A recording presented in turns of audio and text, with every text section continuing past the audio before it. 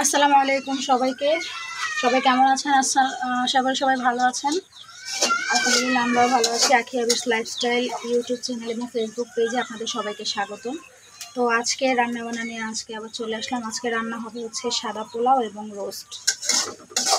আজকে আবিরের অপারেশন হলো 16 দিন। এই 16 দিন পরে কালকে আবদার করতেছি আমি একটু পোলাও আর রোস্ট হলে আমি খাবো।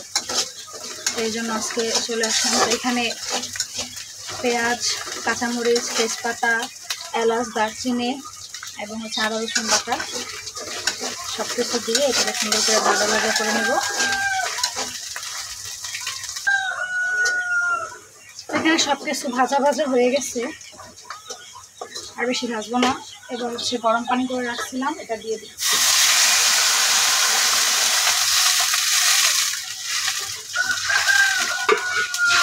এবার এটা ফোটার পরে এটার মধ্যে চাল দিয়ে দিবো। অনেকে চালটাকে আগে তেলে ভাজে, আমি ভাজি না, পানিটা আগে ফুটাই তারপরে চালটা দিই। এতে আমার কাছে বেশি ভালো লাগে। পানি ফুটে গেছে, এবার এর মধ্যে এই যে আগে থেকে ধুয়ে একেবারে ঝরঝরা করে রাখছি চাল, এটা দিয়ে দিব। এখানে 600 গ্রাম চাল আছে, সম্পূর্ণ কেজি নেই। পোলাও একবেলা বেশি ভালো লাগে না, ছিল ঘরে আস্ত প্যাকেট, আমি নেই 600 গ্রাম ভাঙা ছিল, 600 গ্রাম দিচ্ছি। তখন 600 গ্রাম পোলাওয়ে 1200 গ্রাম পানি দিয়ে দিচ্ছি। আমার ঘরে মিটার আছে, মিটার দিয়ে মেপে দিচ্ছি। আপনারা কেউ রান্না করলে গ্লাস দিয়ে মেপে নেবেন, যতখানি চাল ততখানি পানি নেবেন, তাহলেই হবে। এর মধ্যে লবণ দিয়ে দিচ্ছি। সবাই দেখতে পাচ্ছেন যে কেমন পর্যায়ে আসছে। এরকম একটু পানিটা টেনে যখন একটু ঘন লাগবে নাড়াচাড়ায়, এই পর্যায়ে ঢেকে চুলার আঁচ একেবারে কমায় দিব। ঢেকে দিলাম, চুলার আঁচ একেবারে কমায় দিলাম। এবার এই ভাতের মধ্যে আর কি পোলাওটা সম্পূর্ণ ফুটবে।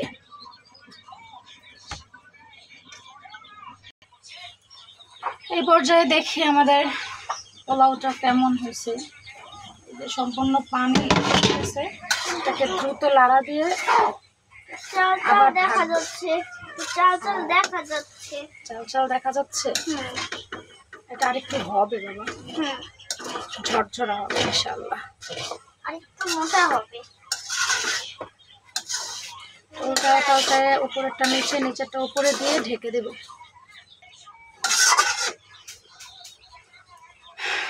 তো এটাকে আরেকটু ঢাকা দিয়ে রাখবো। এই যে চাটা হয়ে ফুটে গেছে, আরেকটু ফুটুক, নরম হোক। ওইদিকে পোলাওটা সম্পূর্ণ হইতে পোলাও চালটা সেদ্ধ হইতে আমরা এখানে রোস্টের বন্দোবস্ত করি।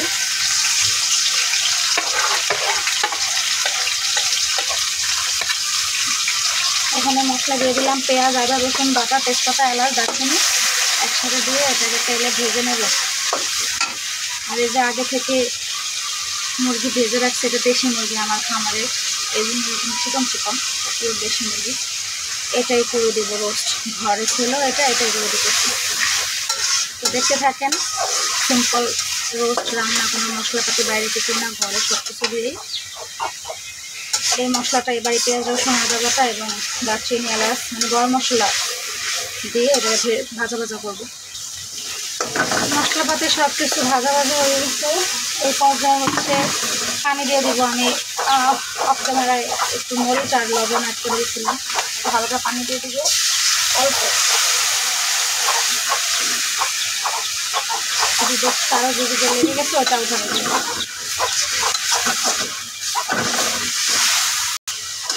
চারদিকে সব উঠায় নিচ্ছে। এবার হচ্ছে যে টক দই করে রাখছিলাম, টক দইটা দিয়ে দিব। একটু পানি দিয়ে নিলাম, কারণ নয়তো আবার ছানা কেটে যাওয়ার তো চান্স থাকে।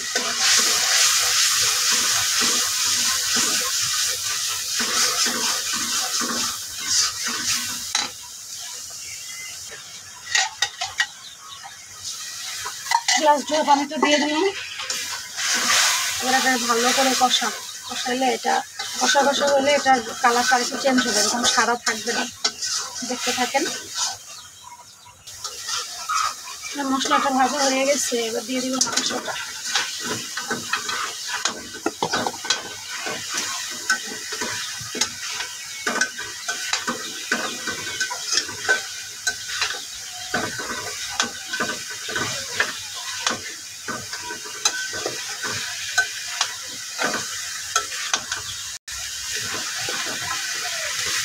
মশলাটা দিয়ে মাংসটা একটু নাড়াচাড়া করার পর এবার পরিমাণ মতো পানি দিয়ে দেবো।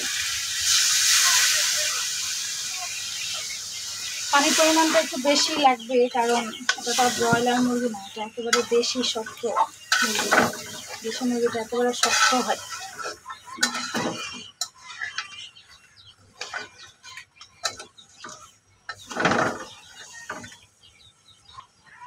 পানি দিয়ে দিলাম পরিমাণ মতো। এটা একটু সাদা সাদা থাকবে, কারণ রোস্টটা সচরাচর একটু হালকা মরিচের গুঁড়া দেয়, এবং না কেটে আস্ত কাঁচামরিচ দিয়ে দিই যাতে ফ্লেভার আসে।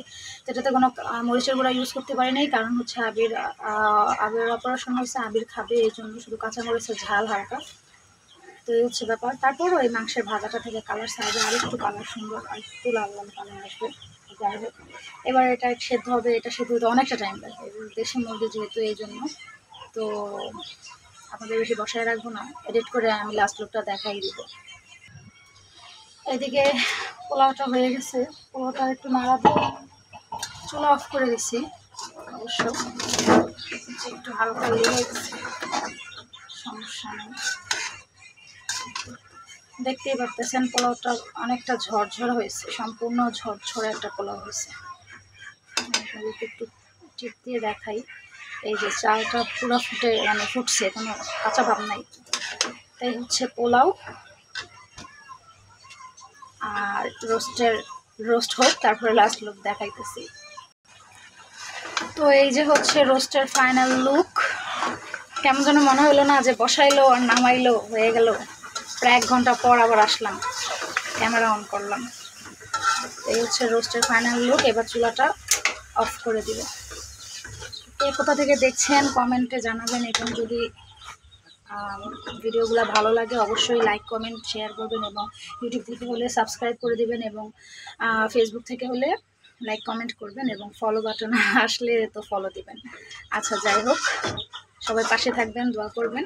এই বলে আজকে বিদায় নিচ্ছি। আসসালামু আলাইকুম, আল্লাহ হাফিজ।